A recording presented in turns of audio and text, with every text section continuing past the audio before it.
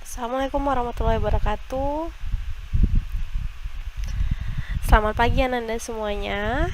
Hari ini adalah pertemuan kita yang keempat dalam mata kuliah Organisasi dan Arsitektur Komputer.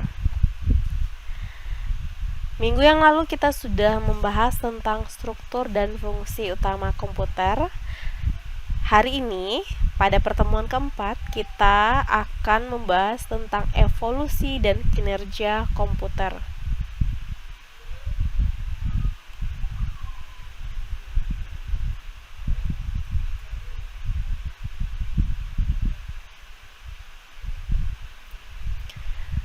Materi yang akan kita bahas pada pertemuan keempat ini, yang pertama tentang sejarah komputer, yaitu dari sejarah komputer daripada zaman dahulu sampai sekarang. Yang kedua, perancangan kinerja. Yang ketiga, evolusi Pentium dan PowerPC. Nah, mari kita bahas satu persatu.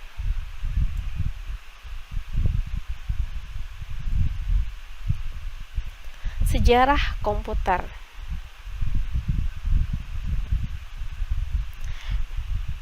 Komputer pertama kali itu dikenal yaitu awal mulanya komputer kalkulator mekanik.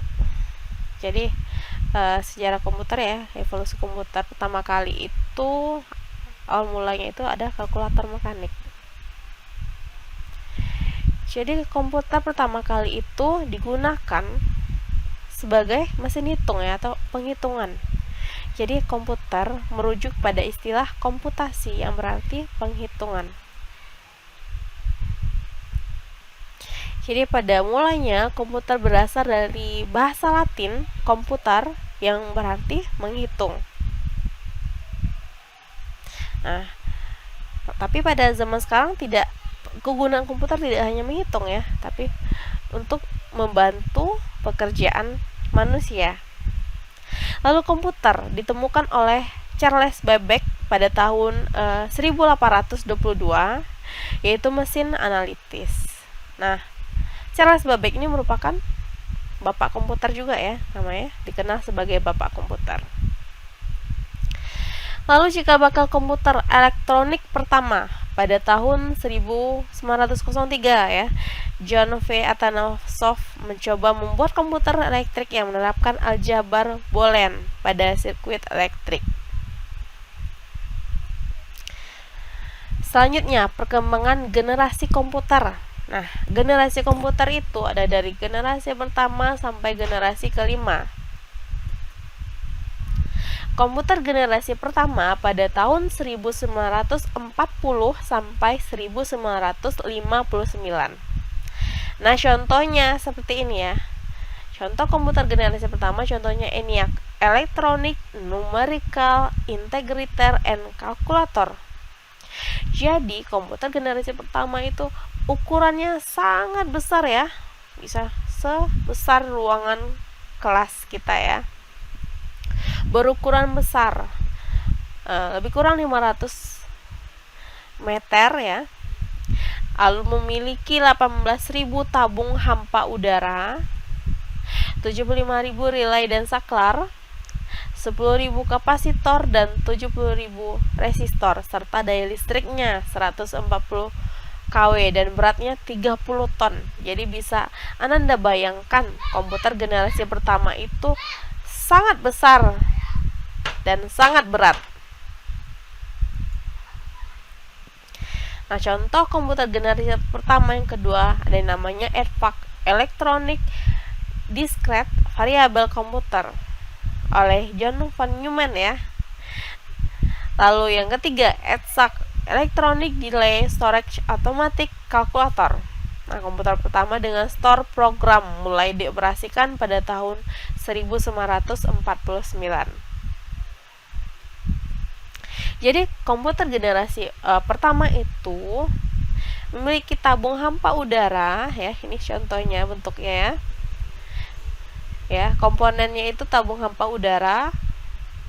Kemudian program dalam bahasa mesin memorinya menggunakan magnetic core storage, lalu magnetic tape dan magnetic disk. Ukuran fisiknya besar. Kemudian komputer generasi pertama cepat panas, prosesnya lambat, orientasi aplikasi bisnis, maksudnya komputer generasi pertama itu lebih digunakan untuk aplikasi bisnis, untuk bisnis ya. Memiliki memori yang kecil dan daya listrik yang besar, ya 140 kW kan. Lalu yang kedua ada komputer generasi kedua pada tahun 1959 sampai 1964. Nah, tadi komputer generasi pertama itu tabung hampa ya. Jadi berubah menjadi teknologi sirkuit berupa transistor dan diode. Yang pertama menggunakan bahasa mesin, yang kedua itu udah menggunakan bahasa tingkat tinggi, COBOL dan Fortran. Lalu memori utamanya yang pertama tadi apa? Ini sekarang udah magnetic core storage sebagai memori utama. Lalu menggunakan external storage, magnetic tape dan magnetic disk. Real time dan time sharing, ukuran fisiknya lebih kecil daripada generasi pertama tadi ya. Lalu jutaan operasi per detik, daya listriknya lebih kecil dan digunakan tidak hanya untuk bisnis, tapi juga sebagai untuk aplikasi teknis. Ya, transistor ya, resistor, diode dan kapasitor nih contohnya ya bentukannya. Magnetic core storage,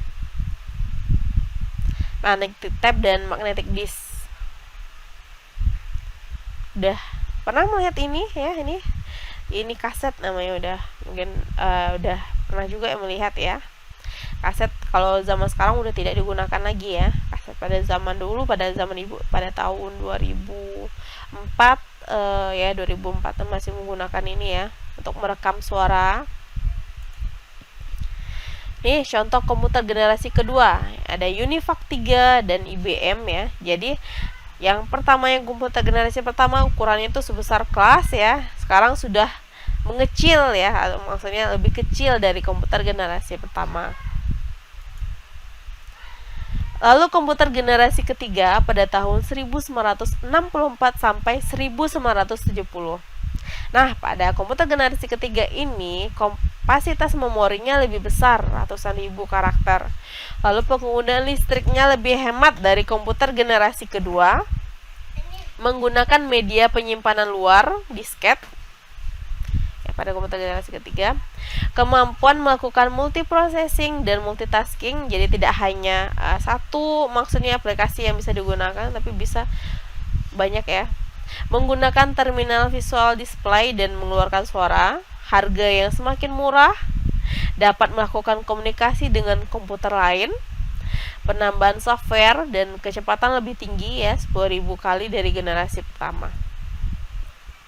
Nah, contoh komputer generasi ketiga ini IBM ya, dan NCR Century. Jadi ini kan lebih dari pertama yang sebesar itu ya, jadi besar ya gedung ya, jadi lebih mengecil generasi kedua, dan ketiga juga lebih kecil ya dari generasi kedua. Lalu selanjutnya komputer generasi keempat pada tahun 1970 sampai 1980. Nah, pada generasi keempat ini penggunaan large scale integration dengan nama bipolar large scale integration. Lalu komputer generasi keempat ini udah menggunakan chip ya. Chip yang menggunakan mikroprosesor dan semikonduktor yang berbentuk chip untuk memori internal. Lalu mikroprosesor Intel. Tampilan monitor masih satu warna ya pada generasi keempat. Lalu set instruksi lebih banyak, addressing lebih banyak. Nah, contoh komputer generasi keempat ini ada IBM, ada S370 dan Visical ya, Visible Calculator. Ini ya. Jadi pada komputer generasi keempat itu monitornya masih berbentuk tabung ya. Lalu komputer generasi kelima pada tahun 1980 sampai sekarang, Standar PC yaitu IBM PC prosesor 8060 dengan basis 16 bit per satuan waktu. Lalu itu teknologi pengganti chip dengan yang mampu teknologi pengganti chipnya memperoleh triliunan operasi per detik, mampu menerjemahkan bahasa manusia dan menghemat energi komputer. Lalu berbasis pada graphic user interface, multimedia dan multikomunikasi. Jadi perkembangannya itu terasa sampai sekarang ya, komputer generasi kelima. Jadi pada tahun 2000 ada Intel Pentium ya, mungkin Anda nggak ketemu ya pada Intel Pentium, Ibu ketemu waktu kuliah dulu ya, ada Intel Pentium 1 sampai Pentium 4 ya. Lalu pada tahun 2001 prosesor Itanium ya, sampai sekarang Core i ya. Ya, ini contoh komputer generasi pertama ya. Jadi komputer generasi keempat tuh masih berbentuk tabung, monitornya sekarang sudah layar datar ya. Habis itu CPU-nya masih besar, sekarang udah bagus ya kalau CPU-nya ya. Penyimpanannya dulu disket ya, sekarang bisa flash disk ya, CD ya. Nah itu ya perkembangan komputer generasi masa depan ya. Dari sisi teknologi diyakini terciptanya biochip terbuat dari bahan protein sintetis, robot yang dibuat dengan bahan menjadi manusia tiruan ya. Sedang teliti tentang mikrooptik serta input output audio. Lalu komputer tanpa program. Jadi dapat menggantikan sebagian besar aktivitas manusia ya. Sekarang kan sudah banyak ya, ada yang robot ya yang bisa untuk menggantikan pekerjaan manusia ya kan. Jadi ini contoh komputer masa depan. Sudah ada kan contohnya sekarang ya, sudah ada kan.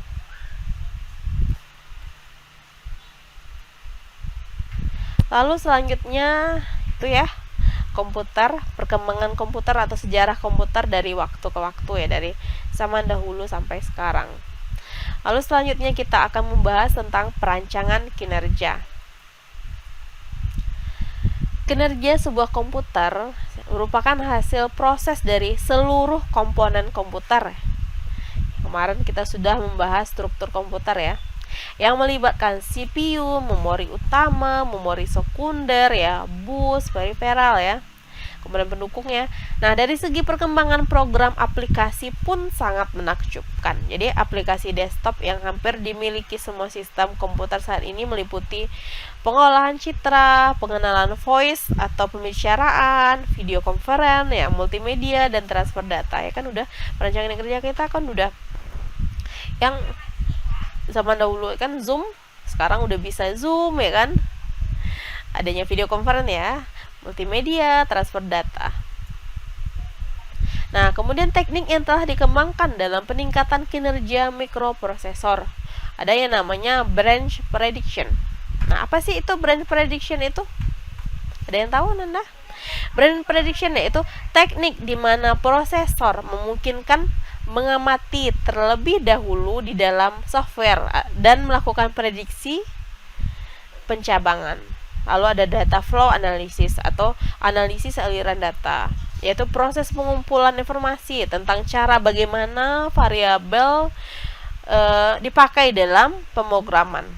Lalu ada yang namanya speculative execution, yaitu optimasi dari kinerja. Optimasi kinerja komputer. Selanjutnya evolusi Pentium dan PowerPC ya. Ini ya ada Intel pada tahun 1971, ada yang namanya Intel 4004 mikroprosesor pertama. Kemudian semua komponen CPU adalah single, chipnya 4 bit. Lalu diikuti dengan munculnya 8008 tahun 1972. Chipnya 8 bit ya, mikroprosesor dengan desain aplikasi khusus. Lalu pada tahun 1974 ada namanya 8080, Intel adalah mikroprosesor dengan kegunaan umum. Apakah Anda udah pernah menemukan mikroprosesor Intel? Nah ini ya, evolusi mikroprosesor Intel dari 8008 sampai 80486. Ini perbedaannya ya.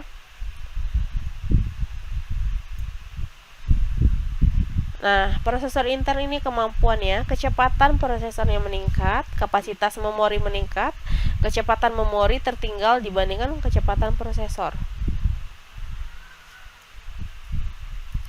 Lalu tadi ada Intel, lalu ada generasi Pentium. Generasi Pentium itu adalah 8080 keluar tahun 1972, yaitu merupakan mikroprosesor pertama keluaran Intel dengan mesin 8 bit dan bus data ke memori juga 8 bit. Kemudian jumlah instruksinya 66 instruksi dengan kemampuan pengalamatan 16 KB. Lalu sampai generasi Pentium ya, ada sampai Pentium 1 ya, ada Pentium 2, Pentium 3, dan Pentium 4, lalu ada namanya Itanium. Ini ya generasi Pentium ya. Ada generasi Intel dan generasi Pentium.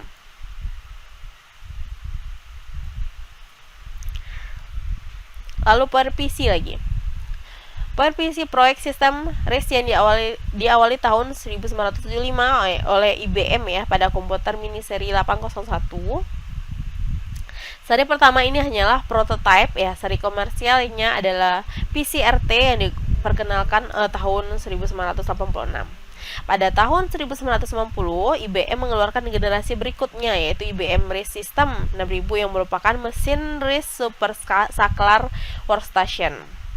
Setelah ini, arsitektur IBM lebih dikenal sebagai arsitektur Power. Jadi PowerPC ini IBM menjalin kerjasama dengan Motorola menghasilkan mikroprosesor seri 6800. Lalu Apple menggunakan capping Motorola dalam Macintosh-nya ya. Ini terdapat 4 kelompok PowerPC. Ini jadi ada kelompok PowerPC ya. Ini ada beberapa kelompok PowerPC, ada 601, 603, 604, 620 ya, 740 dan G40 ya, G4. Itu ya perkembangannya kelompok PowerPC. Nah, kalau sekarang ini udah Intel Core ya. Dulu Intel ya. Maksudnya sekarang dulu kan Intelnya masih IBM ya kan. Masih ya kan. Habis itu ada Pentium 1, Pentium 4 ya. Sekarang itu sudah Core i ya. Jadi itu ya Ananda pembahasan pertemuan keempat kita tentang sejarah komputer ya, tentang perancangan kinerja juga dan evolusi Pentium dan PowerPC. Semoga bermanfaat untuk Ananda semuanya. Tetap semangat untuk mengikuti perkuliahan. Mohon maaf apabila ada kesalahan. Ibu akhiri dengan Assalamualaikum warahmatullahi wabarakatuh.